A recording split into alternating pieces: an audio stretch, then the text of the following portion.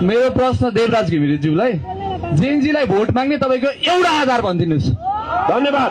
अब मैले जवाब लिन्छु। पहिला सुरु तपाईँबाटै सुरु गरेँ। मेरो लास्ट प्रश्न छ। एकैछिन मेरो लास्ट प्रश्न छ। म जेएनजी यही क्षेत्रको मान्छे, म मनिष आचार्य। के भन्न चाहन्छु भने देवराजजीलाई मेरो प्रश्न, उहाँ बुढो मान्छे, हामीलाई चाहिएको भनेको आधुनिक हो, आधुनिक शिक्षा, स्वास्थ्यमा आधुनिकीकरण।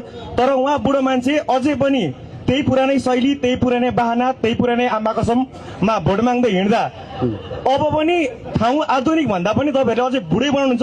त्यही भएर मेरो चाहिँ तपाईँहरूलाई चाहिँ भोट बहिष्कारै भने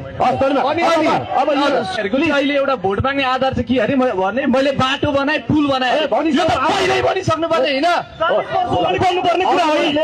अब मैले केशवजीबाट सुरु गरेँ। युवराजी यता जेएनजीको बारेमा के भन्नुहुन्छ भन्दाखेरि जेएनजी नयाँ पुस्ता हो, नयाँ पुस्ताले